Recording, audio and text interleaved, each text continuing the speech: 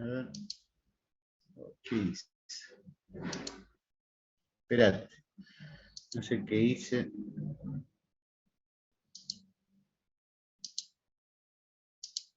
Vale, ahora sí. Espérate que abra un poco la ventana, acá que está oscuro.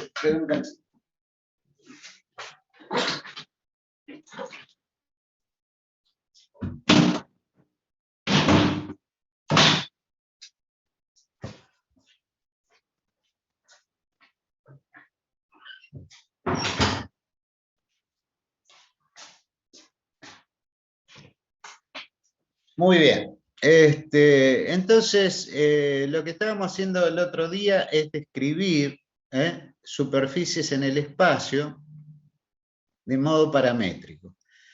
Vamos a revisar un poquito eso de modo paramétrico. Y habíamos dicho, bueno, tenemos alguna experiencia de describir superficies como gráficas o como conjuntos de nivel. Una tercera manera de describir una superficie en el espacio es a través de un vectorial de dos variables sobre R3. Entonces, un vector con dos parámetros que llamamos U y V, que a cada V lo manda al espacio,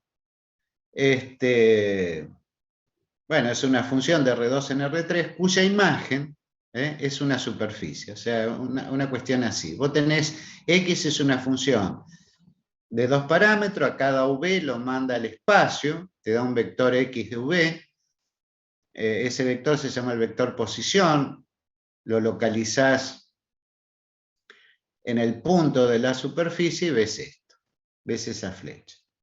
O sea, la imagen de una tal función es una superficie en el espacio. El conjunto de todos los puntos X de V es una superficie en el espacio. A diferencia de las curvas, las superficies se describen en términos de dos parámetros, ¿no es cierto? Para describir paramétricamente una curva, necesitábamos un vector de un solo parámetro. Muy bien. Y uno, bueno, se le piden algunas cosas, que ya vimos un poco por qué, pero la cuestión es que cuando vos tenés una descripción paramétrica de una superficie, te viene dado por este vector, de componentes X y Z, esas componentes son funciones reales de los dos parámetros, U y V, del dominio, y uno tiene que precisar justamente dónde se mueven los parámetros, o sea, dónde está definida la función X. En general es una región plana, es siempre una región plana y en general un rectángulo, por ejemplo, donde se mueven los parámetros. Muy bien. Claramente, si un parámetro es fijo, entonces este vector, que depende del otro parámetro, describe una curva sobre la superficie. Una curva en el espacio contenida en la superficie.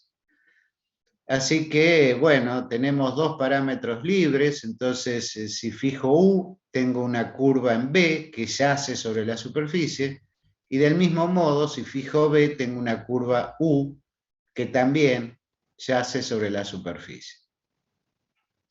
Y la situación es esta, por ejemplo, esta línea describe una curva donde el parámetro que se mueve es B y le puedo asignar su vector tangente, que es derivar vectorialmente el vector X respecto de B. Análogamente, si el parámetro fijo es U y se mueve B y se mueve U, genero esta curva con vector director, la derivada del vector respecto del parámetro U. Si tenés la suerte de que estos vectores son linealmente independientes, haces el producto vectorial y tenés un normal a la superficie. En el punto X de V. O sea, para cada punto de la superficie tenés un normal siempre que disponga de dos tangentes linealmente independientes. O sea, de dos vectores no paralelos. Eso lo vamos a suponer siempre. Vamos a trabajar con superficies o con descriptas paramétricamente por un vector cuyas componentes, x chiquita, y chiquita, z chiquita, son funciones reales cuyas derivadas parciales de primer orden son continuas. Y vamos a pedir que la derivada de x respecto del parámetro u y la derivada de x respecto del parámetro b sean dos vectores LI, de modo que pueden generar un plano. Bien.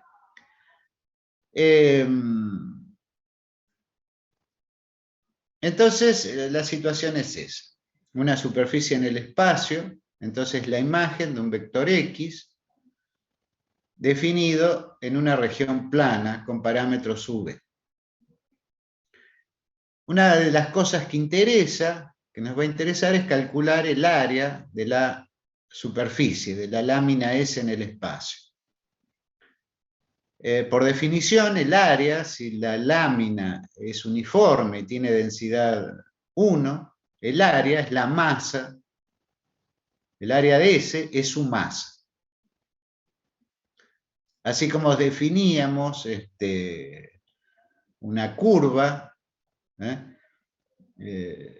tiene masa igual a su longitud, siempre y cuando la curva, puede representar pictóricamente un alambre, sea un objeto uniforme con densidad igual a 1. Definimos, bueno, acá dimos una definición. El área, si vos tenés un vector de dos parámetros, u y b, donde los parámetros se mueven en la región plana D, el área de S, el área de la superficie, se define de este modo. El área de S es la integral doble sobre la región D, donde viven los parámetros, del módulo del producto vectorial de X respecto de U por X respecto de B, e integrar respecto de los parámetros que describen paramétricamente la superficie. Esto se anota así. O sea, ahora vienen cuestiones de notaciones que, bueno, las mencionamos porque fuertemente aparecen. Esto es claro, ¿no es cierto? Esto te dice, bueno, usted tiene una superficie que le viene dada por el vector de los parámetros u y b, donde u y b pertenecen a la región D. Si usted integra el módulo del producto vectorial sobre la región D respecto de los parámetros, obtiene el área de S. Esta integral doble se abrevia así a veces. Si convenimos en escribir que el módulo de este producto vectorial, diferencial U, diferencial B, lo abreviamos diciendo diferencial de área. Diferencial sigma. Entonces, si diferencial sigma es este objeto diferencial, esto se abrevia como la integral de superficie sobre S diferencial sigma. Pero en realidad es esta integral doble. Cuando aparezcan estos objetos, quiere decir esto. ¿Por qué esta fórmula?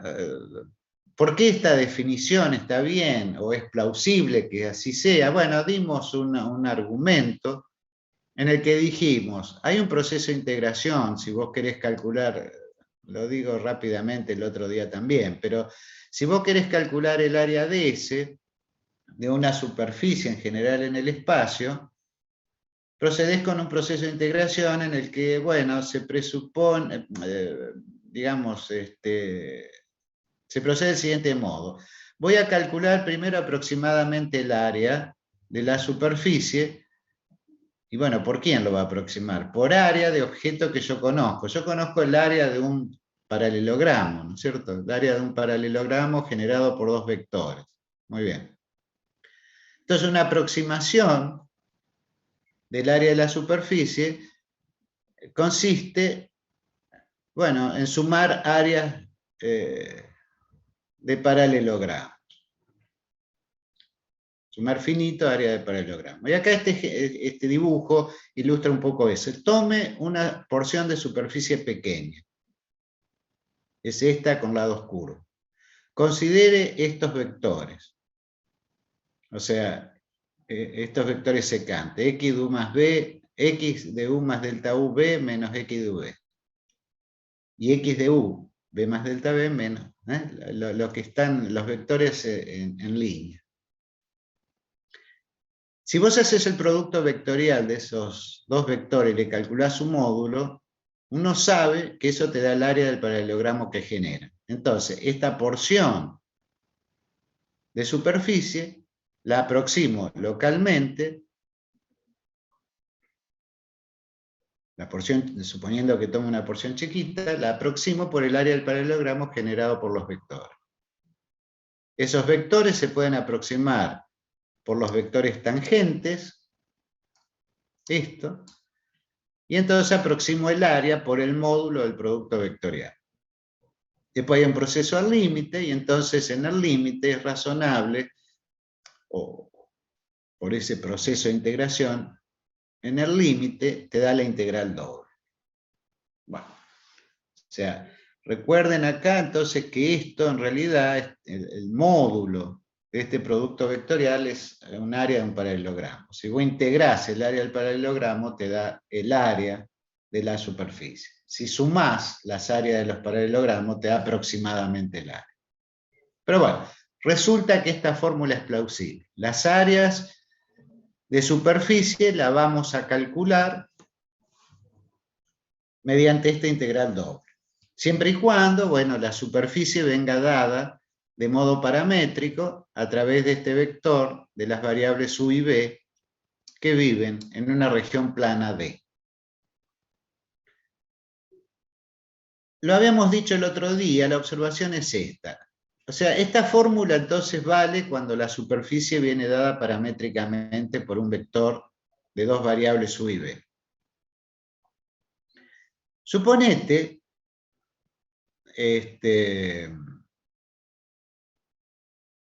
que la superficie venga dada por una gráfica, como dijimos antes, como una función real de dos variables, cuya ecuación es z igual a f de xy. La gráfica de esa función es una superficie, que justamente viene dada a través de la gráfica de esta función real de dos variables. Ah, bueno, pero si viene dada como una gráfica, esta fórmula voy a tener que adaptarla. ¿Por qué? Porque esta fórmula vale cuando la descripción de la superficie es paramétrica. Entonces hay una manera trivial de parametrizar una gráfica. Considerás el gráfico de la función que colecciona los puntos en R3, x, y, f de xy, con xy en el dominio, y entonces automáticamente, cuando tenés una gráfica, podés obtener su parametrización trivial considerando a las variables independientes x e y en el dominio de f como los parámetros. Y entonces a cada xy le asignás un punto en el gráfico, xy, f de xy.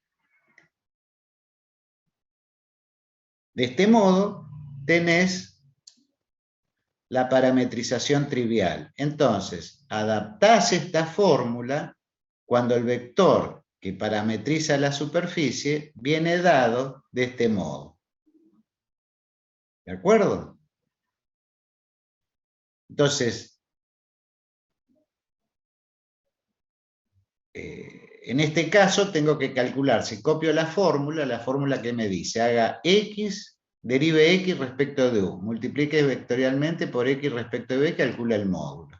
Bueno, pero ahora la parametrización es esta, sugerida, digamos, por el gráfico de una función real. Entonces, los parámetros son las variables independientes de f. Entonces, derivo x respecto de x chiquita, me da 1, 0, derivada de f respecto de x. Derivo x respecto del otro parámetro, me da 0, 1, derivada de f con respecto a y. Estos vectores siempre son linealmente independientes. Hago el producto vectorial de los dos vectores, como me exige la fórmula K, y le calculo el módulo. Cuando hago el producto vectorial, bueno, desarrollan este pseudo determinante, les queda este vector. Vector en el espacio. Menos derivada de f respecto de x, menos derivada de f respecto de y la tercera componente siempre es 1. Calculo el módulo del vector, y resulta ser que el módulo es este escalar, la raíz cuadrada de 1 más la suma de los cuadrados de las derivadas parciales. Eso es el módulo del gradiente de f. Y entonces el área luce de este modo. La fórmula para el área luce de este modo. O sea, en realidad, bueno, lo escribí, por ahí está hecho como ejercicio, lo pueden hacer ustedes, no tengo que recordar nada de memoria. Lo que digo es que esta es la fórmula que nos va a conducir en la teoría, digamos. Esta es una fórmula que permite calcular el área de una superficie en el espacio cuando la superficie viene dada por, por un vector de dos variables. Cuando es imagen de un vector de dos variables, en R3. Bien. Después me pregunto, bueno, pero si la gráfica me viene dada, como, la superficie me viene dada como una gráfica, bueno, usa esta parametrización, siempre lo podés hacer. Entonces, ¿cómo luce esta fórmula cuando la parametrización es esta, la trivial? Bueno, copio la fórmula para esta parametrización. Y resulta ser que la fórmula me queda así. O sea, esta es una fórmula para calcular áreas de superficies que vienen dadas como la gráfica de una función f chiquita. Pero en realidad yo la que tengo que acordarme es esta. Esta de acá se obtiene como caso particular cuando la parametrización es la trivial. Cuando a cada x del dominio de f chiquita le asigno el vector en el gráfico. ¿Me explico? Bueno, fórmulas análogas dicen cuando acá hemos supuesto que z es función de x e y, pero vos podés suponer que y es función de x y de z, o de h y de z. Muy bien. Y entonces habíamos empezado el otro día, vamos a calcular, vamos a hacer dos cosas, describir ejemplos de superficies que vienen dadas paramétricamente y aplicar la fórmula para calcular el área. Son ejemplitos. En el primero hemos descrito paramétricamente un cilindro. Esto lo habíamos analizado. O sea, a cada v le asigno el vector r coseno de u, r seno de u, b. La imagen de este vector es un cilindro en R3, de altura h y de radio r.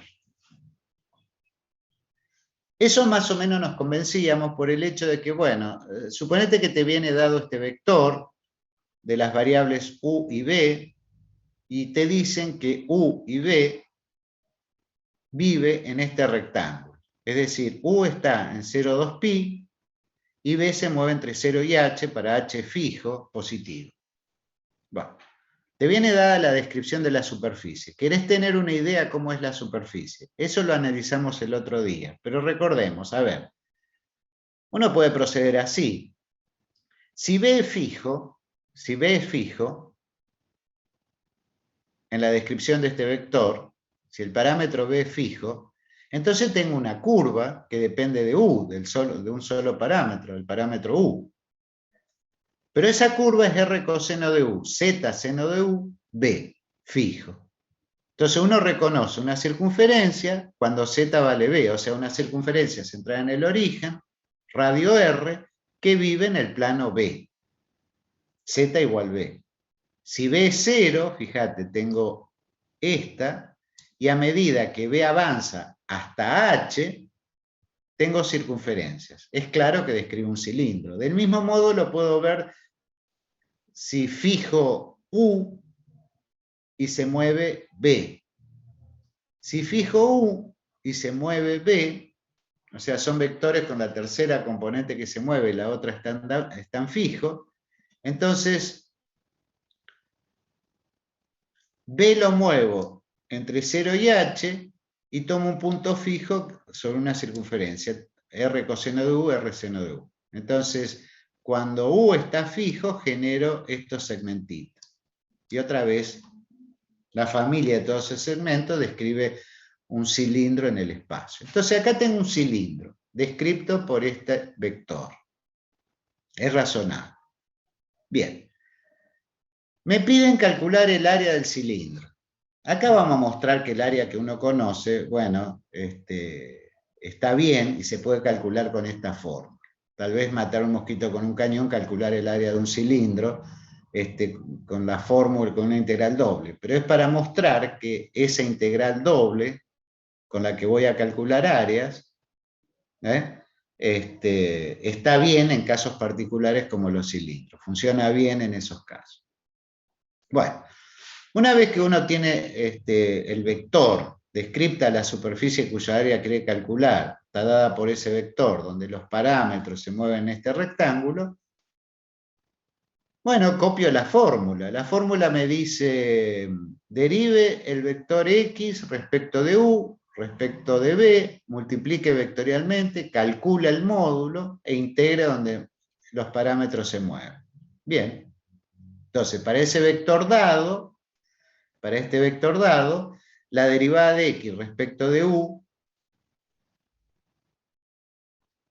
calculo el producto vectorial. Derivada de X respecto de U por derivada de X respecto de B. ¿Cómo se procede? Con este pseudo determinante. Pongo primera fila los canónicos, segunda fila la derivada de X respecto de U. Cuando derivo X respecto de U, me queda menos R seno de U, R coseno de U, 0. ¿No es cierto? Bueno, lo tengo lejos, 0. Tengo que multiplicar vectorialmente a X respecto de B, quiere decir que el U está fijo. Cuando el U está fijo, esto deriva 0, esto también, y me queda 1. Bien. Calculo el determinante que me da este vector, desarrollo siempre por la primera línea de los canónicos, suprimo esta, me queda R coseno de U, después suprimo esta y suprimo esta. Acá me queda menos R seno de U, pero como J ocupa posición impar es más, y después esta y me queda 0, 0. O sea que me queda el vector R coseno de U, R es común, así que es R por el vector coseno de U, seno de U, 0. Calculo el módulo del producto vectorial, es el módulo de este vector, y me da R. Bueno, el área del cilindro es integrar el módulo del producto vectorial que da R, es constante, particularmente sencillo acá, tengo que integrar respecto de los parámetros se mueven entre 0 y 2pi, U, entre 0 y h, B. La integración es en un rectángulo, es bien sencilla, y me queda entonces R por 2pi por h. O sea que el área es 2 de un cilindro de radio R, altura h, es 2πr por h. Que como uno sabe, 2πr es el área de la base por la altura. Este es el área de la superficie cilíndrica que no tiene tapas, ¿no es cierto? El área de las tapas es el área de los círculos. Bueno, también se puede ver que si vos desplegás el cilindro, generás un rectángulo de base 2pi por r, que es la longitud de la circunferencia, y altura h. Entonces se puede calcular muy fácil 2pi por r por h. O sea, es el área...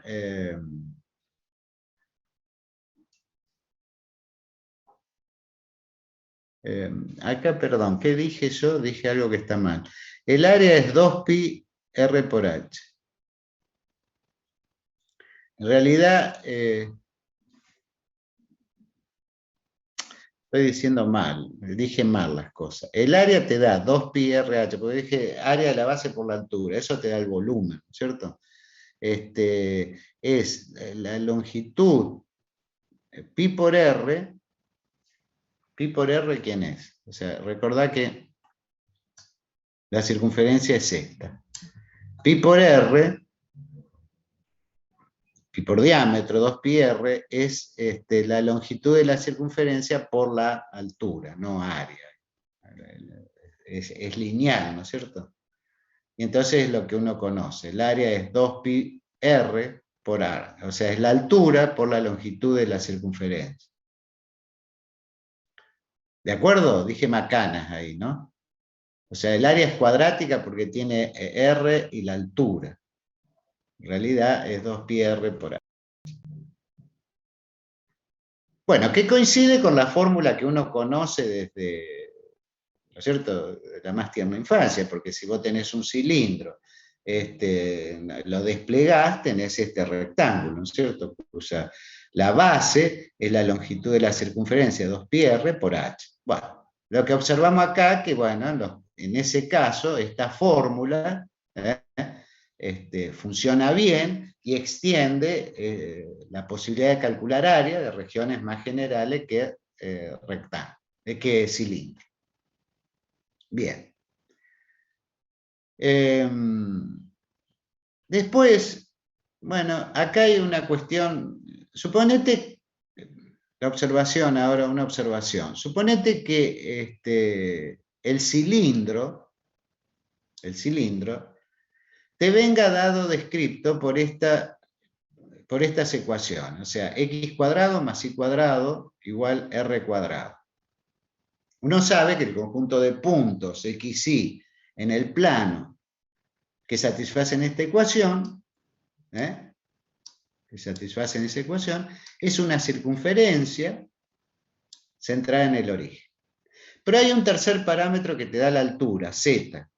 Y z dice que se mueve desde 0 hasta h, donde h es positivo, dado, fijo. Entonces, los puntos del espacio, los puntos x y z del espacio, de modo que x cuadrado más y cuadrado sea fijo igual a r cuadrado, y z se mueva entre 0 y h, describen también la superficie cilíndrica, o sea, el cilindro de altura h, radio r, lo puedo describir de este modo, o lo puedo describir paramétricamente como discutimos recién.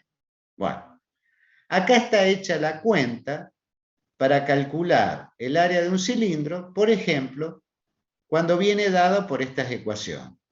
Bueno, la idea es la siguiente. Miren, a ver, yo sé, tengo una fórmula, dispongo de una fórmula cuando la superficie viene dada como un vector, como la imagen de un vector de dos variables. La imagen en R3 de un vector de dos variables. Perfecto. Es la integral doble del módulo del producto.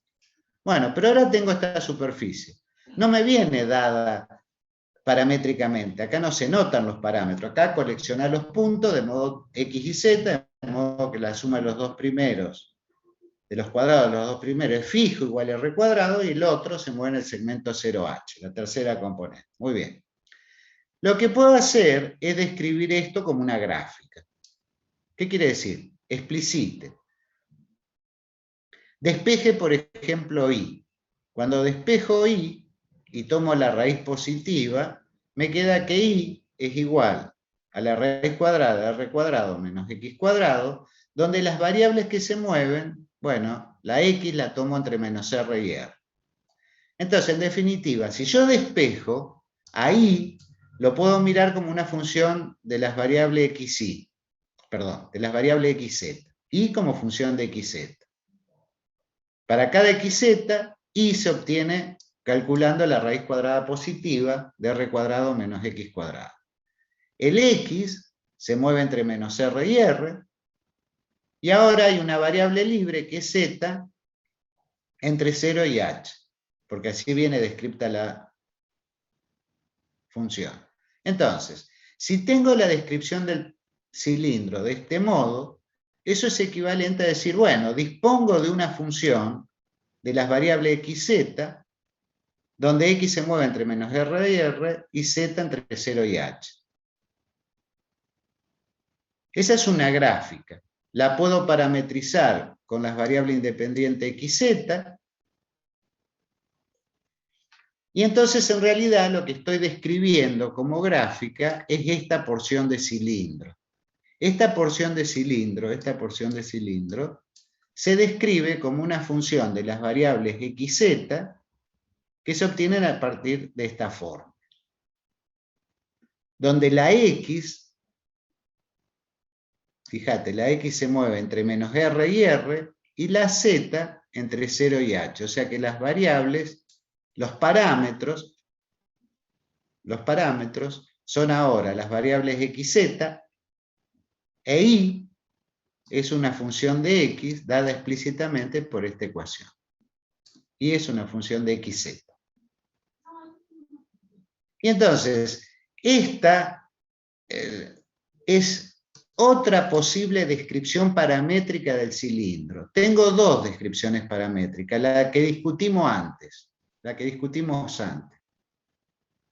R coseno de U, R seno de U, B. La que presentamos ahora, otra parametrización en que estoy mirando medio cilindro como la gráfica de esta función G. Y si miro como gráfica, trivialmente, parametrizo con este vector cuyos parámetros son las variables independientes, x, z. Son dos maneras distintas de ver el mismo objeto geométrico. ¿De acuerdo? ¿Cuál uso? Bueno, a veces es útil la descripción paramétrica que viene, la primera descripción paramétrica, esta descripción paramétrica. ¿Por qué? Porque si miro como gráfica, aparece esta descripción y ya acá veo, por ejemplo, que la tercera componente es algo irracional. Calculo las derivadas parciales para esa descripción paramétrica y veo, por ejemplo, que el módulo del producto vectorial no está definido cuando X es igual a más o menos R. Cuando hago la integral, observo que me queda una integral impropia, que en realidad resulta ser convergente. Y me da exactamente el mismo resultado. El área de un cilindro de altura H y radio R, otra vez me da 2pi RH, donde se han utilizado dos representaciones distintas para la misma superficie. ¿Cuál conviene más de hacer las cuentas ahí? Y observo que la primera representación paramétrica es más útil. ¿Esta está mal? No, para nada. Pero bueno, hay algunas observaciones. Cuando uno mira el cilindro como gráfica de una función de las variables x, z, como en este caso, el módulo del producto vectorial te queda no definido en las puntas, x igual r, y tenés que hacer una integral impropia, que siempre resulta convergente, digamos, en los casos por lo menos que vamos a ver. Entonces es una cuestión técnica elegir una representación paramétrica o calcular el área usando una gráfica. Uno tiene que tener en claro, digamos, bueno, que esta es la fórmula conductora. A veces una superficie viene dada como un gráfico, se usa la parametrización trivial y bueno, el contrapunto entre gráfica y superficie paramétrica, digamos, en ciertos casos, los dos son efectivos para los cálculos. Bien.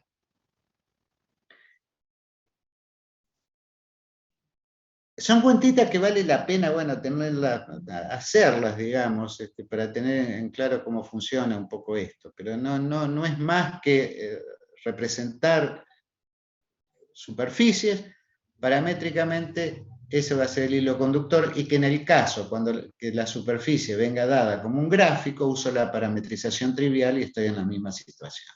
O sea que uno debe recordar fuertemente la fórmula del cálculo de área cuando la descripción es paramétrica. Las otras, cuando tengo una gráfica o un conjunto de nivel, salen como consecuencia de esa forma.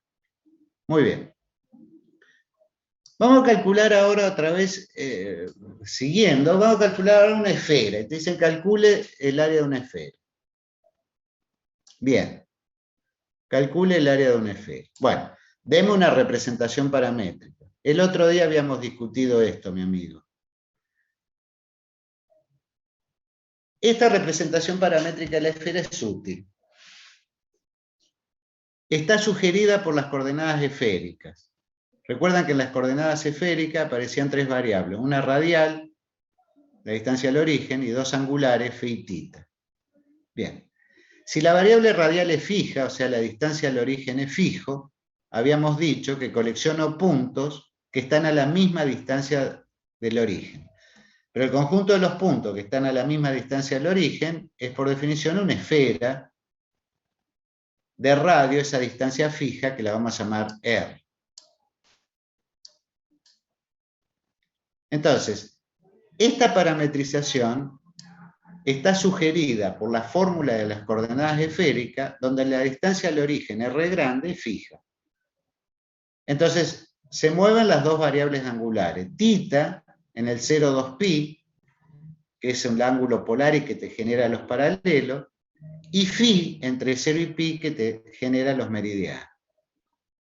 Entonces, esta es una posible representación paramétrica de una esfera centrada en el origen con radio R, en que los parámetros son justamente las variables φ y θ que se mueven en un rectángulo, θ entre 0,2pi, φ entre 0 y pi, y de modo que las componentes R coseno de θ, R seno de θ son trigonométricas, son de clase C1, uno las puede derivar tranquilamente. Entonces, esta es una factible representación paramétrica de una esfera. Vamos a calcular el área de la esfera y las cosas involucradas. Bien. En principio, habíamos hecho la cuenta el otro día. Si este punto está en una esfera, y yo le calculo el módulo, claramente el módulo me tiene que dar, uno ya lo prevé, ¿no es cierto? El módulo de esos puntos me tienen que dar la distancia fija al origen. ¿Sí o no? A ver, voy a cerrar la ventana, que hay un discurso acá afuera. Esperen un cachito.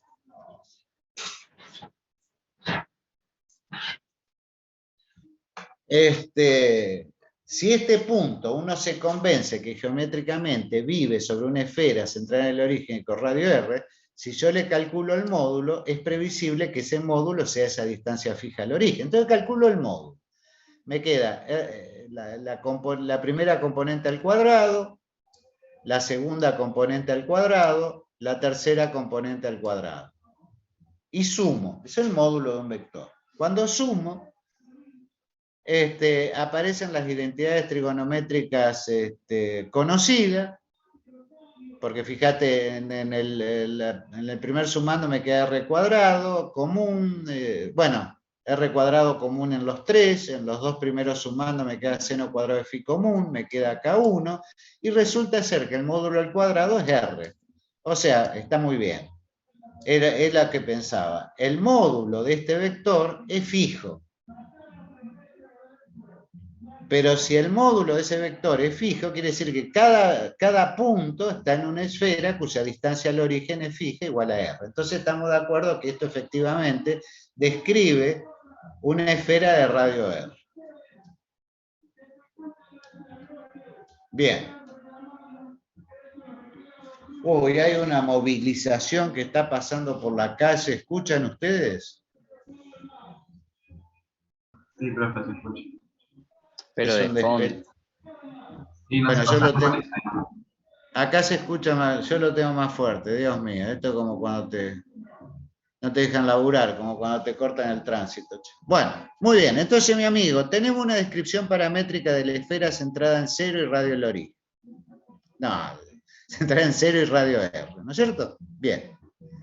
Recuerden eso, ya lo habíamos dicho, comentado, pero está sugerida por las esféricas cuando la variable radial es fija. Cuando la variable radial es fija, ese sistema te sirve para describir paramétricamente una esfera. Muy bien. Lo que queremos es calcular el área de esa esfera. Entonces copio la fórmula que tenía, la tengo lejos, siempre acá, no sé cómo hacerlo, pero recuerden ustedes que la fórmula, cuando te viene dada la superficie como descripta como un vector de 2 parámetros, tenés que hacer el módulo del producto vectorial e integrar sobre los parámetros. Muy bien, ya tengo la descripción de la esfera. Entonces hago el producto vectorial. Tengo el vector, entonces, este de acá, y lo que voy a tener que hacer es derivada de x respecto de phi, derivada de x por derivada de x respecto de tita. Bueno. Este es el momento más álgido, pasan justo al lado de casa. Derivada de x respecto de phi por derivada de x respecto de tita. Sí, bueno, está bien, es cierto.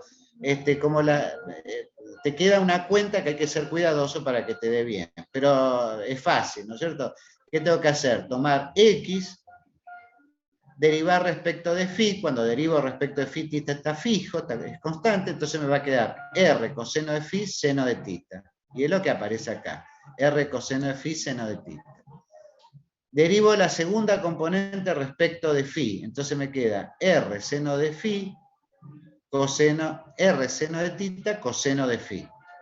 Me aparece acá.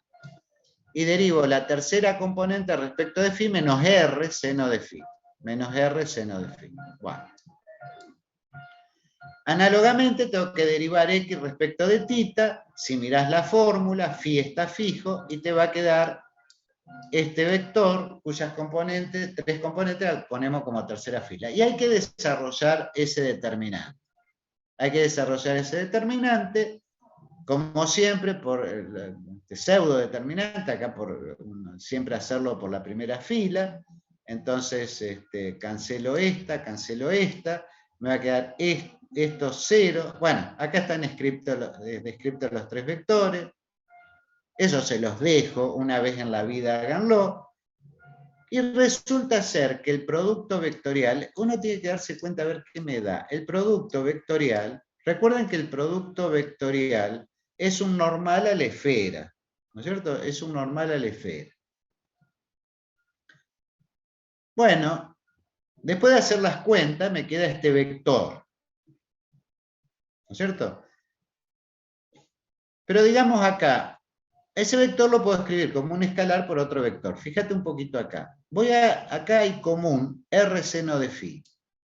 R seno de phi, R seno de phi, R seno de phi. Entonces, este vector que obtuve desarrollando el determinante me da R seno de phi, que multiplica a R coseno de phi, seno de phi, seno de tita, seno de phi, R coseno de phi. O sea que el vector normal, o sea, la derivada de x respecto de phi por la derivada de x respecto de tita, en realidad me queda este vector multiplicado por este escalar, R seno de phi. Pero este vector, mi amigo, este vector que está acá, lo reconozco como un punto sobre la esfera, porque es justamente la descripción paramétrica de la esfera, R coseno de tita, seno de phi, R seno de tita, seno de phi, seno de phi, R coseno de phi. Ese es el vector posición de la esfera. O sea que la cuestión es esta. Vos tenés la esfera. Te parás en un punto de la esfera. Ese es el vector posición. X de phi tita. ¿No? Recuerden que acá la esfera es una superficie, la cáscara de una naranja, ¿no es cierto? La cáscara de una bola, la superficie esférica. Entonces, cuando vos haces x respecto de phi por vectorial x respecto del otro parámetro tita, haciendo las cuentas, te queda que el producto vectorial es el vector posición multiplicado por el número R seno de phi, que varía, pero R es fijo, el radio, positivo. Y seno de phi, como phi son los meridianos, se mueve entre 0 y pi, el seno de un ángulo entre 0 y pi es positivo. Entonces, el normal a la esfera es, el posición es multiplicado por un número positivo. Entonces, el normal a la esfera, como es de esperar, tiene la dirección del radio. Porque toma un punto en la esfera. Este es el posición, que lo podés localizar acá. Bueno, el normal te dice, esta cuenta te dice que el normal a la esfera, justamente es el vector posición. ¿De acuerdo? O sea que esta cuenta es razonable. El normal de una esfera es el vector posición. Por supuesto, este vector normal que nos dio es saliente, en el sentido que se escapa del origen, ¿no es cierto? Pero si yo acá hubiéramos hecho el producto vectorial al revés, o sea, derivada de x respecto de tita por derivada de x respecto de phi, uno sabe que el producto vectorial es anticonmutativo. En realidad eso te da el vector opuesto sin invertir los órdenes. Entonces ahí obtenés ¿qué cosa? Ahí obtenés el vector entrante. Ahí tenés la esfera, entonces acá tenés normal entrante. O sea que dada una superficie, en realidad tenés un normal entrante y uno saliente. Después va a ser importante eso. Pero para calcular el área necesito entonces el producto vectorial y después, bueno, acá están las cosas que estamos diciendo. Acá tengo, fíjate, tengo la descripción paramétrica de la esfera. La esfera está descrita paramétricamente por dos variables angulares. El phi que se mueve entre 0 y pi. El tita entre 0 y 2pi. Para cada phi tita tengo el vector posición. Bueno, no lo puse, el vector posición. Y resulta ser que el vector posición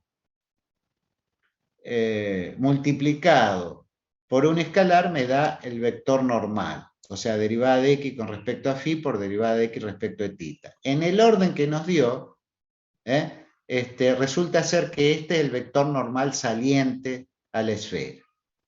Entonces, el normal es un múltiplo escalar del posición. ¿Qué es lo que dice esta fórmula? Entonces, cada vez que vos quieras, bueno, eso, o hacer la cuentita, pero si vos querés hacer el normal a una esfera, acordate, el normal a una esfera es el vector posición multiplicado, sí, por este escalar, r seno de phi. ¿De acuerdo? Y para calcular el área de la esfera, necesito calcular el módulo del normal, el módulo del producto vectorial, ¿sí o no? Porque cuando integre, tengo que integrar el módulo del vector normal en la región plana donde viven los parámetros, en este caso phi tita. Mi querido amigo, tengo que hacer el producto vectorial y a ese producto vectorial, ya lo hicimos, le tengo que calcular el módulo. Acá en la fórmula, como tengo que calcular el módulo, haga el producto vectorial en un orden o en el otro, el módulo es el mismo, ¿no es cierto? Porque los vectores son opuestos, pero tienen el mismo módulo.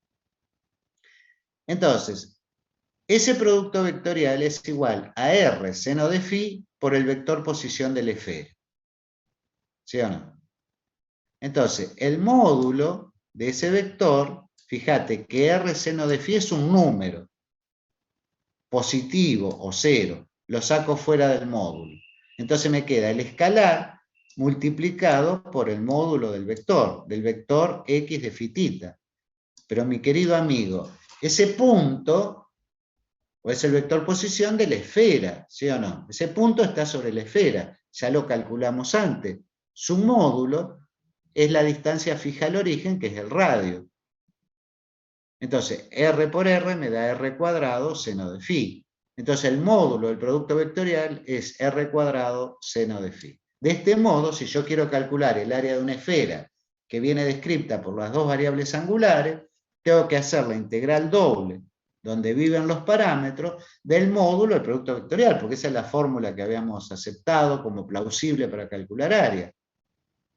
Esa integral doble se calcula como integral iterada entre 0 y 2pi, tita, phi entre 0 y pi, pongo el módulo del producto vectorial, el módulo del producto vectorial es r cuadrado seno de phi por las cuentas que yo por las cuentas que hicimos, r cuadrado es fijo, sale fuera, las variables son separadas, integro entre 0 y 2pi, y entre 0 y pi al seno de phi, y entonces es muy fácil la integración, te queda r cuadrado, 2pi, 2, porque el seno de phi integra 2, un entero, es raro eso, en el intervalo 0pi.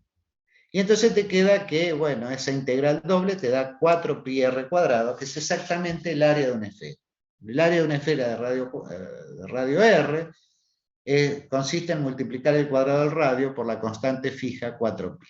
O sea que funciona también la fórmula para calcular áreas de esfera. Bueno, así uno puede seguir inventándose superficie y calcular áreas, ¿no es cierto? Acá hemos mostrado, entonces, hemos mostrado el cálculo de área para cilindros y para esferas, ¿no es cierto? Y en los dos casos hemos usado representaciones paramétricas tanto para el cilindro como la esfera. Y hemos usado esta forma. Insisto que geométricamente el área es la integral doble del módulo del vector normal a la esfera derivada de x respecto a la superficie derivada de x respecto de u por derivada de x respecto de u. O sea que uno tiene que hacer esta cuenta. Después, en el caso del cilindro, dijimos, bueno, suponete que el cilindro viene dado como una gráfica, entonces uno adapta esa fórmula, considerando para gráficas esta parametrización particular trivial. No lo dije, pero en el cilindro, fíjate, en el cilindro cuando uno calcula el producto vectorial, esto te da normal, ¿sí? Te da el normal al cilindro. Fíjate cuál es el normal al cilindro. Es un vector plano, R coseno de U, R seno de U, 0. O sea que el normal al cilindro son estos vectores planos perpendiculares a la posición de la esfera, ¿no? Es razonable que sea así, o sea, si lo dibujo acá, estos son los normales exteriores al cilindro. Derivada de x respecto de u por derivada de x respecto de b. Bien. Esta es la cuestión entonces de las áreas de superficies dadas paramétricamente. Fíjate acá, acá puse una analogía. Uno calculó longitud de curvas y ahora está calculando áreas de superficie, ¿no es cierto? Área de una lámina, de una superficie. Fíjate, cuando vos tenés una curva, de paso para que haya una especie de paralelismo, qué sé yo, cuando vos tenés una curva descrita paramétricamente, necesitas un vector en el espacio que dependa exclusivamente de un parámetro, ¿no es cierto? Y la curva es la imagen de ese vector. Acá tenés R de t, que es el posición. Para las superficies, en realidad, y tenés, bueno, tenés asociado, también lo taché, el vector tangente, ¿no es cierto? O sea, que vos tenés eso es lo que hicimos los albores del curso. Una curva, una trayectoria, a lo largo de la cual se mueve una partícula, viene descrita por un vector, paramétricamente por un vector, en el espacio, ¿no es cierto? Un vector en el espacio, ¿cómo se llama? Que depende exclusivamente del parámetro t, ¿no es cierto? T sesgadamente es tiempo y este vector te dice dónde está la partícula en el instante t. ¿De acuerdo? Y podés, el vector derivado es el que acompaña la trayectoria, ¿no es cierto? Entonces asociado a la posición tenés el vector derivado que acompaña, que es la velocidad z. Cuando querés describir superficies, necesitas también un vector en el espacio, pero con 2 grados de libertad, digamos, que dependa de 2 parámetros. Entonces, una descripción de una superficie habrá un vector en el espacio que está descrito por 2 parámetros. De modo que la superficie es la imagen por ese vector de la región plana D donde viven los parámetros. ¿Se dan cuenta? O sea, este vector de un parámetro describe curva. Este vector de 2 parámetros describe superficie. Interesa la longitud de una curva y la superficie y el área de una superficie. La longitud de una curva, ¿se acuerdan que venía dada por esta fórmula? Uno tenía que integrar el módulo del tangente. Es una integral ordinaria. Para calcular el área de una superficie, uno integra el módulo, pero del vector normal. El módulo del vector normal. El módulo del tangente diferencial t, esta forma diferencial se llama diferencial de arco, Y la longitud viene dada como la integral de línea con respecto a la longitud de arco sobre la curva. El diferencial de área es esta forma diferencial, son notaciones, que involucra módulo del normal, diferencial U, diferencial B. Y el área es la integral sobre la superficie con respecto a la diferencial de área. Es esta fórmula, básicamente. Pero se dan cuenta entonces que entre curvas y superficie hay un correlato. Las curvas dependen de, o mejor dicho, para describir una curva necesito un vector en el espacio que dependa de un parámetro. Para describir una superficie necesito también un vector en el espacio, pero que dependa de dos parámetros. La longitud, que es la masa de la curva cuando hay densidad 1, y el área de la superficie, que es la masa de la lámina cuando hay densidad 1, presuponen un proceso de integración. La longitud integra en el intervalo de tiempo el módulo de la derivada, o el módulo del tangente, si querés. Y el área, para calcular el área, tenés que integrar el módulo del normal sobre la región de los parámetros. ¿De acuerdo? Después hay notaciones, diferencial de arco, diferencial de área, que en física se usan mucho, pero que con precisión quiere decir lo que quieren decir. Más o menos, digamos. ¿De acuerdo? Entonces, para calcular longitudes, yo necesito una integral de una variable, porque la descripción de los parámetros vienen dados en términos de una variable, la descripción de la trayectoria. En cambio, para calcular el área de una superficie necesito una integral doble, que ya es novedosa. ¿Por qué? Porque la superficie es de esperar, depende, se describe en términos de dos parámetros. ¿De acuerdo? Entonces, curvas y tangentes, superficies y normales, son centrales en el curso, porque ahora viene, así sucintamente lo vamos a dar, pero cuando uno tenía descripta trayectoria, si un campo vectorial, un campo de fuerza, definía trabajo, ¿no es cierto? El trabajo como la integral de la componente tangente. Cuando uno dispone de superficies y de un campo de fuerza, va a definir el flujo a través de la superficie. Y va a ser la integral de la componente normal. O sea, hay un correlato, pero se necesita el curso para llegar a eso. Y un poco, ¿por qué flujo a esta altura? Y porque presupone el flujo a través de una superficie. Las superficies están dadas en términos de dos parámetros. Y entonces, cuando quiera calcular área, flujo y demás, como vamos a ver ahora, voy a necesitar una integración doble.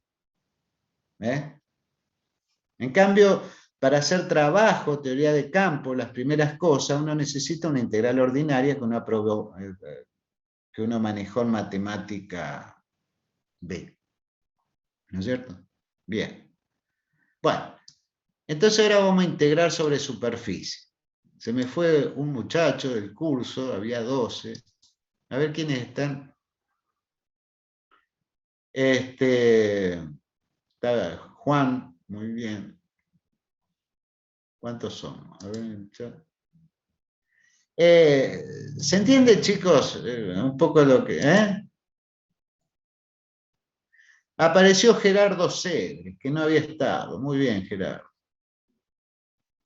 No había estado el último tiempo. Vicentín Juan también. Bueno, ¿se entiende más o menos la idea, un poco lo que les quiero contar? Sí, profe, va quedando claro. Y más haciendo estas comparaciones. ¿No es cierto? Viste que al final es todo lo mismo en realidad, pero uno necesita, bueno, objetos nuevos y tiene que estudiar esos objetos. Bueno, eso me alegra, que les quede, porque ustedes no van a, yo no voy a poder evitar que ustedes se sienten y se ensucien con las, pero por lo menos me parece tener una idea así general de lo que está pasando. Hay algo, hay un hilo conductor. Bien. La última parte nos queda, chicos, la última parte. La semana que viene terminamos, pero yo estoy hasta lo último, vamos a hacer muchos ejemplos, porque eso, me parece que van a tener poco tiempo, digamos, en la práctica. Vamos a hacer muchos ejemplos, fíjate que hay que tomar el parcial inmediatamente y estas cosas son centrales. Bueno, vamos a unas definiciones más,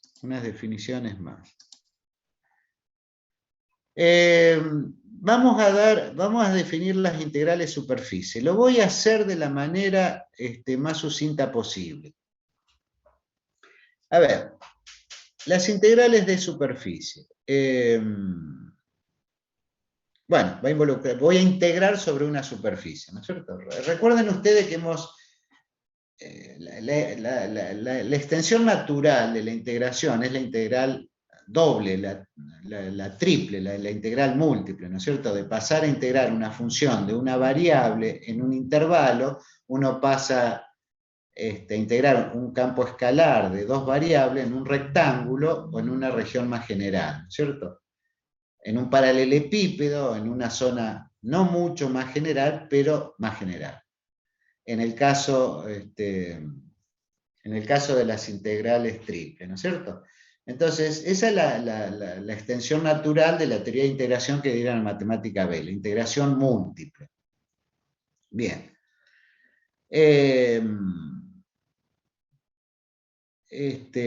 Y por otro lado, en términos, por ejemplo, de la integral que dieron en matemática B, de la integral de una función de una variable en un intervalo, uno define la integral curvilínea, ¿no es cierto? La integral curvilínea es una integral donde uno toma un campo, integra sobre una curva, pero la fórmula de cálculo involucra una función de una sola variable integrada en un intervalo AB. Por eso uno desde el principio puede definir el trabajo que realiza una curva a lo largo de una superficie. El trabajo que realiza una fuerza a lo largo de una curva. Ahora vamos a definir la integral de superficie, que está íntimamente conectada con el otro concepto central que es flujo. Vamos a definir la integral de superficie. Bueno, la integral de superficie se va a definir en términos de una integral múltiple, en particular una integral doble. O sea, la extensión natural de la integración, digamos, me parece la integración múltiple.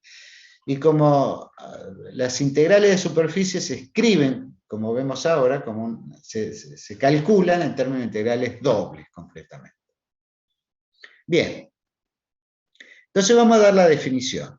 La integral de superficie. Suponete, claro, que vos tengas una superficie. Ahora ya sabemos que la manera en que vamos a describir la superficie es a través de un vector en el espacio que depende de dos parámetros. Acá tenés el vector. Entonces una superficie suave parametrizada por el vector. X de V, de tres componentes, que chiquita, chiquita, Z, chiquita, que dependen de los parámetros U y V, donde U y V viven en una región plana, lo que vinimos diciendo. Y que sabemos que tiene un normal que se obtiene derivando X respecto de U, multiplicándola escalarmente por la derivada de X, o sea, derivada de X respecto de U por derivada de X respecto de V, es un posible normal a la superficie en el punto posición X de V. Por supuesto, el opuesto también es un vector normal. Si uno hace derivada de X respecto de V por derivada de X respecto de U, también es normal, pero en la otra dirección. Bien, tomemos uno. O sea, tenemos un normal en cada punto. Recuerden que las derivadas, cuando uno fija una variable, tiene una curva, entonces estos son vectores tangentes. Cuando hace el producto vectorial de los tangentes, te da un normal. Bien. Eso ya lo sabemos. Lo que ahora pongamos una novedad. Vos tenés, mi amigo, acá la superficie. Está descrita como el vector X que depende de los parámetros UV. La imagen de este vector está en el espacio y es esta superficie S. Donde X de V es el vector posición, o sea, la imagen de V por X. Este es el vector posición, que lo puedo localizar también en el origen, lo puse sobre la superficie S, y este es el normal a la superficie. Suponete que vos tenés ahora un campo escalar, digamos, una función de tres variables definida en un conjunto que contiene la superficie. O sea, sobre los puntos de la superficie tenés un campo escalar, temperatura, si querés, un campo escalar, una función real, definida en el espacio. Bueno, la integral de superficie de un campo escalar φ sobre la superficie S se denota y define así. Así se denota, se escribe abreviadamente la integral de superficie de un campo escalar. La integral de superficie del campo escalar φ, lo tengo que definir sobre S, diferencial de área. Bueno, eso es una abreviatura de lo que quiere decir ese número, si existe. ¿Sabés lo que tenés que hacer? Es la integral doble del campo φ evaluado en los puntos de la superficie S, multiplicado por el diferencial de área, que es el módulo del vector normal, e integrado respecto de U respecto de B. ¿Dónde? Y respecto de U respecto de B. U y B son los parámetros que describen la superficie, que viven en la región D. Entonces, la integral de superficie es una integral doble, que se calcula de este modo. Que se calcula de ese modo. Es la integral doble, o sea, si a vos te dan una superficie descrita paramétricamente así, de modo que los parámetros U y B viven en D, bueno, entonces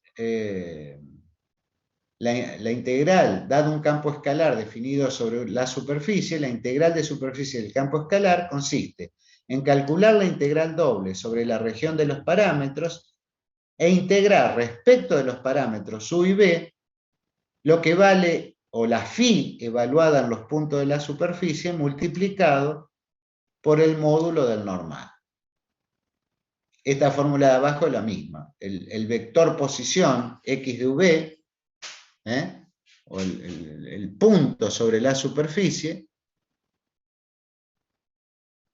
es el vector de componentes x, y, z chiquitas que dependen de u y de b. Nada, no puse nada. O sea que vos ahora ya tenés la fórmula, porque sabés calcular integrales dobles, sabés la descripción paramétrica de superficie, etc. Tenés la fórmula para calcular integrales de superficie. Bueno.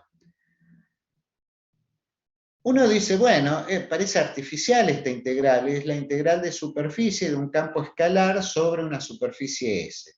A ver, vamos a decir sucintamente por qué interesa esto y a los físicos en particular.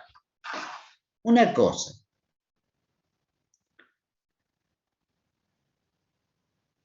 Si, bueno, la integral de superficie se define de este modo siempre y cuando, obviamente, la integral doble del segundo miembro exista. ¿Va? Siempre vamos a suponer nosotros que la integral doble del segundo miembro existe. Una de las cosas que se piden por ahí es que la superficie sea suave. Cuando te digan una superficie suave, quiere decir que las componentes del vector que la describen paramétricamente tienen derivadas parciales de primer orden y que yo siempre puedo calcular el vector normal. ¿Qué quiere decir que pueda calcular el vector normal? Y que los vectores tangentes, derivada de x respecto de u, derivada de x respecto de b, no sean colineales, porque si no, no tengo un normal, ¿no es cierto? El producto escalar, el producto vectorial me da 0. Yo quiero un normal propiamente, o sea, vamos a pedir que la superficie, además de las cualidades esta de suavidad de sus componentes, tenga vectores tangentes linealmente independientes, quiere decir no paralelos, de modo que en cada punto x de v yo pueda trazar su normal, y con continuidad, digamos. O sea, a eso nos vamos a referir, y de hecho vamos a trabajar siempre con esa superficie. Muy bien. Si eventualmente φ es una función mayor o igual que 0, para nosotros una función mayor o igual que 0 es una función de densidad. Es densidad por unidad de área de una lámina S en el espacio. Esto de acá, o sea, la integral de superficie de la φ sobre S, es lo que los físicos llaman la masa de la lámina, el lugar que ocupa, ¿no es cierto? No me voy a meter en definir más que lo que hacemos acá, densidad y masa. Paso de lo micro a lo macroscópico, ¿no es cierto? La masa. O sea, para nosotros una función de densidad es una función mayor o igual que 0. Si integro sobre una superficie una función de densidad, como siempre, eso me va a dar la masa de la lámina S, con densidad φ. Entonces, la masa de una lámina descrita por una superficie S, la integral de densidad, la integral de superficie de densidad, de la función de densidad. Y es lo que decíamos antes. En el caso particular que la función phi, o sea, la función de densidad, valga 1, esto es un elemento neutro, y entonces me queda, a ver, no lo escribí, pero si vale 1, me queda que la integral de 1 es la integral doble sobre D del módulo, pero eso es el área. Entonces, si en particular phi vale 1 sobre la superficie S, la masa de la lámina es directamente el área. O sea, hemos convenido, así lo vamos a definir, así se define, digamos, cuando hay densidad 1, la longitud de la curva es su masa. Si tenés un sólido en el espacio, el volumen del sólido es su masa, y como en este caso, el área de una superficie es la integral, bueno, la masa es el área de la superficie. Siempre que los objetos, la línea, el sólido, la superficie, tengan densidad 1. Y si no tienen densidad 1, hay que integrar la masa, hay que integrar la densidad para obtener la masa. La masa es la integral de la densidad. La integral de línea, en el caso de una curva, la integral triple en el caso de un sólido, la integral de superficie en el caso de una lámina. Muy bien. Entonces, por lo pronto, las integrales de superficie que se calculan como integrales dobles según esa fórmula, me dan la masa de una lámina en dimensión, con densidad phi. Si uno piensa el campo escalar como una función positiva o no negativa de densidad. Insistimos, chicos, esta fórmula vale cuando la superficie viene dada, descrita paramétricamente por este vector en el espacio de 2 parámetros. Que tal vez para hacer la teoría sí convenga porque es la descripción más general de una superficie. Bueno, si tu superficie, otra vez insiste, viene dada como gráfica, o sea, como el gráfico de una función escalar de 2 variables x y, con x y en el dominio de f, entonces usa esta parametrización, que es la trivial, a cada xy del dominio de f le asignás xy f de xy. Es la parametrización trivial. En realidad lo que estás haciendo a cada xy le estás asignando un vector en el espacio, que es la gráfica, un punto en el gráfico.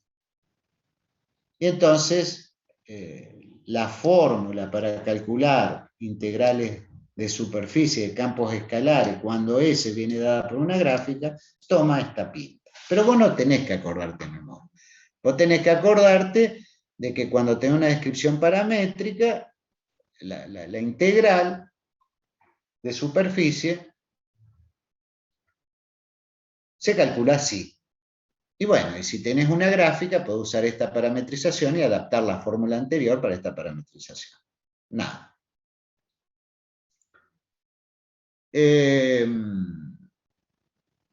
Vamos a terminar, no quiero ser pesado, con la otra idea central que involucra una integral de superficie, y que es el flujo. Y ya estamos terminando con lo que prometíamos al inicio del curso, trabajo y flujo. Así muy sucintamente, vamos a recordar un poco lo que queríamos decir, con el flujo de un campo vectorial, o sea, el flujo de un campo de fuerzas a través de una superficie. Hay un caso particular en que el flujo viene dado por una definición sencilla. Suponete que vos tenés una porción de superficie, pero que la superficie sea particularmente sencillita, como es un plano, ¿no es cierto? Un plano es una superficie, de estructura particularmente sencilla, con la cual uno ya tuvo contacto de la geometría, ¿no es cierto? Dos vectores, también lo podés parametrizar, ¿no es cierto? Como dijimos, haciendo las combinaciones lineales de dos vectores no paralelos, ¿no es cierto? Te genera un plano por el origen. Traslada, muy bien. Entonces, suponete que vos tengas una porción de superficie plana. Es más, en este caso particular, los normales son siempre los mismos, los normales es fijo también. El normal en plano es fijo. Recordad la esfera, el normal tiene la dirección del radio, ¿no es cierto? Pero cambia en cada punto. El cambio, entonces, suponete que esté en ese caso particular. Tiene una porción de plano con vector normal unitario en el chiquito. Bueno. Supongamos que un fluido, un conjunto de puntos en el espacio, queremos decir con esto, que tiene densidad constante ρ, circula a través de la superficie. Eso interesa a los físicos. Tenés un campo de fuerza constante, y circula a través de la superficie y vos querés ver el caudal o querés ver el flujo por unidad de área, por unidad de tiempo. Eso es un número, ¿cierto? Bueno. Entonces, supongamos que tenés un fluido, un conjunto de puntos en el espacio con densidad constante ρ, circula a través de ese en su dirección normal. ¿No? Un campo de fuerza circula en la dirección normal. Pensar, por ejemplo, que ese no impide el flujo del fluido, tal, bueno, esto puse yo como una red de pescar atravesando un arroyo. Bien. Sea el campo de velocidades constante asociado al fluido. El caudal, masa por unidad de área, por unidad de tiempo, se describe por el campo este. O sea, el campo de fuerzas es el campo de velocidades multiplicado por una constante que es la densidad C. Bueno, tenemos una situación así. Digamos, el campo de fuerza es constante, entonces debería acá, las flechas azules, si puse ese campo de fuerza, la flecha esta, la fuerza esta, es constante, entonces... Ay, perdón. Oh, ese es todo mal, pará. O sea, tengo muchas fuerzas paralelas a esta, ¿no? Es un campo de fuerzas constante, entonces tengo esta fuerza, bueno, con la misma longitud, lo hice muy grande. Bueno, perdónenme, no me sale, pero supongan que hay un campo de velocidades que luce como esta fuerza. En cada punto la misma fuerza, que atraviesan la superficie S en la dirección de la normal. Bien. Entonces, hay una cosa que uno puede hacer, calcular la proyección del vector constante de fuerzas sobre la normal a la superficie. Bueno, la proyección del campo de fuerza sobre la normal, uno sabe proyectar, ya al principio lo habíamos hecho, es un múltiplo escalar del normal. O sea, el múltiplo escalar, el escalar es este. El producto escalar f.n dividido módulo de n, acá me falta una flecha, al cuadrado. Como estoy tomando normales unitarias, esto vale 1 y me queda que la proyección de f sobre n es el múltiplo escalar f.n del vector normal. O sea, la proyección acá es vectorial, ¿no es cierto? Y nos quedamos con esta cantidad, f.n. f.n es un número, el producto escalar de la fuerza por el vector normal.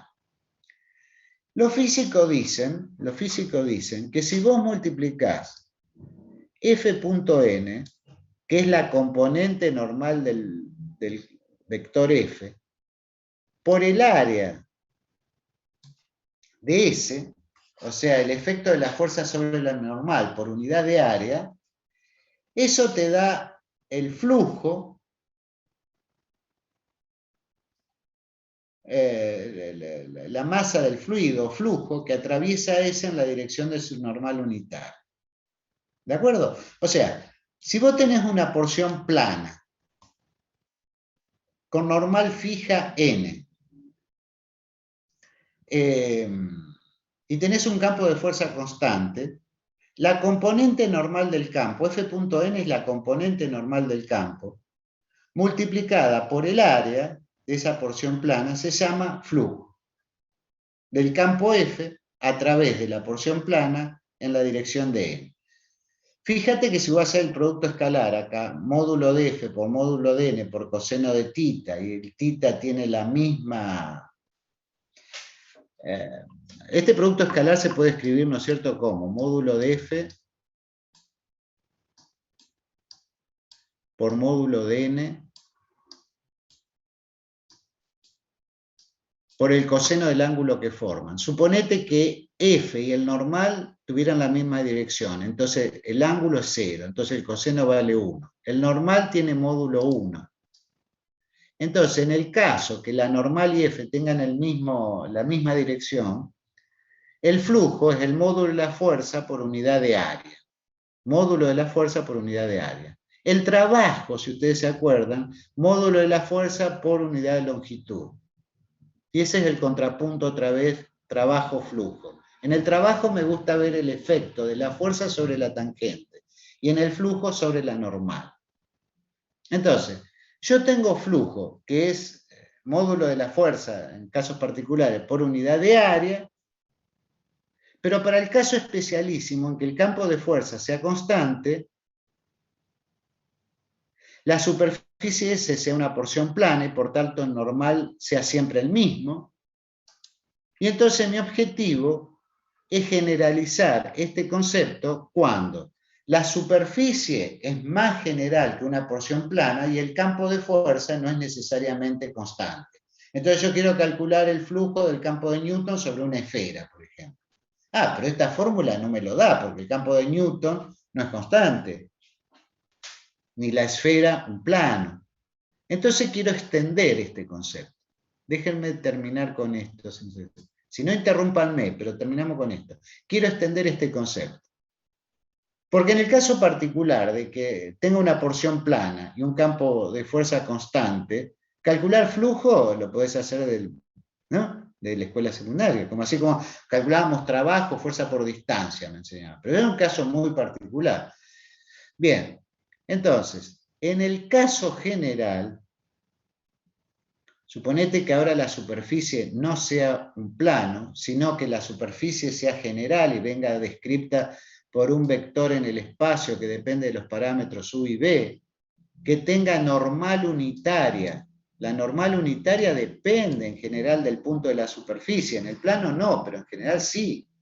Con normal unitaria, el producto vectorial de X respecto de U por X respecto de B, y que F sea un campo vectorial, no necesario, bueno, un campo vectorial definido en algún abierto que contiene la superficie. O sea que vos ahora disponés de una superficie descrita por una superficie suave, descrita por un vector en R3 de 2 parámetros con normal unitaria esta de acá, y tenés un campo de fuerza que actúa sobre esa superficie. Bueno, el flujo de F a través de la superficie en la dirección normal se denota y define así, como la integral de superficie de la componente normal del campo respecto de la diferencial de área, y a veces se abrevia de esta manera. Y la fórmula de cálculo, ya termino con esto, después termino con esto. Entonces, el flujo es la integral de superficie de la componente normal sobre la superficie. La integral de superficie sobre S es la componente normal del campo. Bueno, pero yo ya sé calcular integrales de superficie. ¿Qué tengo que hacer? Evaluar, fíjate que lo que estoy integrando es la componente normal. Evalúo la componente normal en los puntos de la superficie.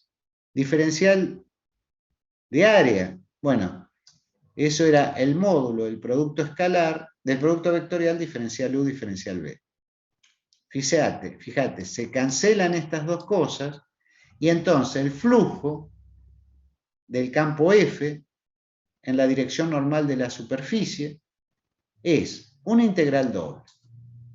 Porque es una integral de superficie, es una integral doble. ¿De quién? Del campo de fuerzas evaluado en los puntos de la superficie, multiplicado escalarmente por el vector normal. Y la integral la C sobre D, que es la región plana donde viven los parámetros U y B. Esta es la idea de flujo, o sea, la integral de superficie interesa porque define masas cuando integras una función positiva de densidad. y define flujos cuando integra la componente normal del campo. Y mirá una cosa. Suponete que la componente normal del campo, f.n, o sea, el campo vectorial multiplicado por la normal exterior de la superficie, suponete que la componente normal sea constante. Suponete que vos tengas un caso en que la componente normal f.n es una función constante. Por ejemplo, el caso en que vos tengas un campo de fuerza constante y que S sea una porción de superficie plana. O sea, esta situación que estábamos estudiando acá. Ese es un caso, no el único, pero es un caso, donde f.n es constante. Si es constante, sale fuera de la integral. Entonces te queda que el flujo es f.n por la integral doble sobre la superficie de 1. Pero acordate que la integral de la función 1 sobre la superficie es el área de la superficie, porque habíamos convenido, es la masa con densidad 1. ¿No es cierto? Pero entonces, el flujo te da componente normal por área. En el caso particular, por ejemplo, en que el campo de fuerzas es constante y la superficie es un plano.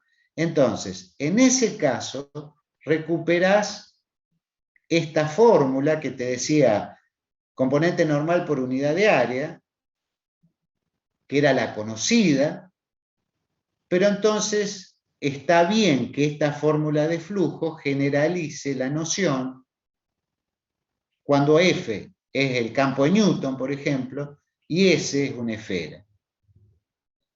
Esta es una buena definición de flujo, entonces, esta fórmula extiende la definición de flujo, porque en el caso particular, por ejemplo, en que F sea constante y S una superficie plana, recupera la fórmula que teníamos que decía que el flujo era componente normal por unidad de área, simplemente. Entonces, en el caso general, el flujo es la integral doble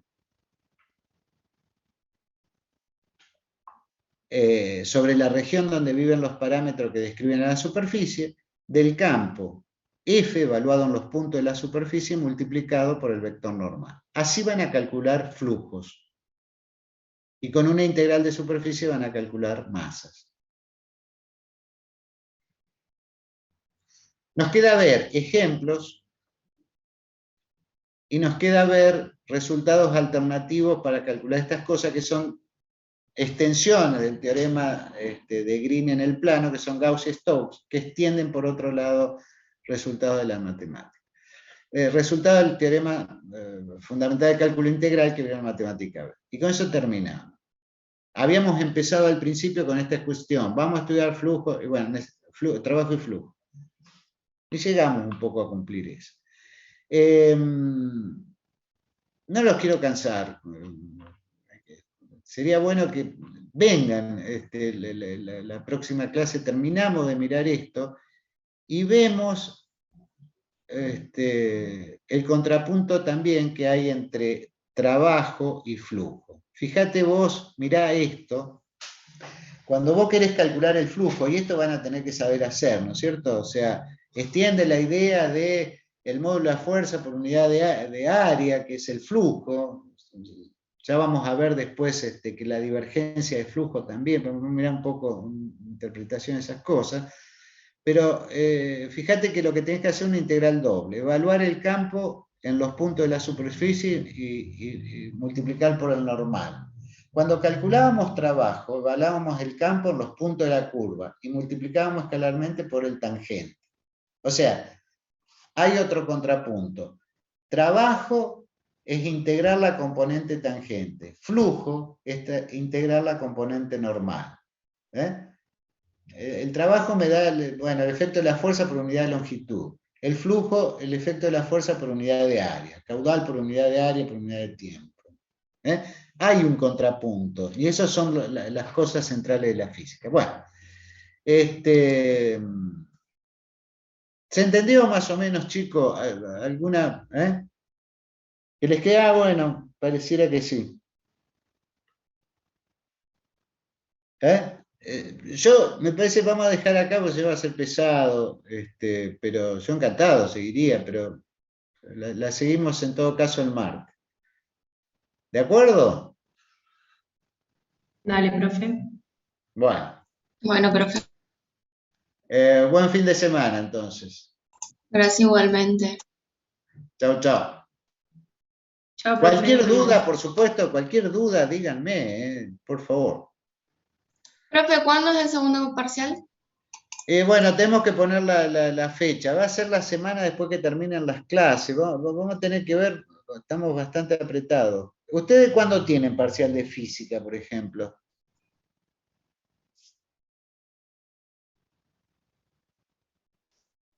Creo que el parcial de física del 30. Bueno, vamos a tratar de ponerlo después, entonces. Vamos a ver. Profe, ¿y el segundo control? ¿El tercer control? Sí. Y eso sería la semana que viene o la otra, lo sumo, sí. A ver, vamos a hacerlo. Después me voy a fijar los que necesitan rendir el tercer control, digamos. Porque hay algunos que ya... El segundo examen sería la primera semana de diciembre, más o menos. Es mi idea, chicos. Es mi idea. Sí, Listo. Es mi idea. Gracias. De acuerdo.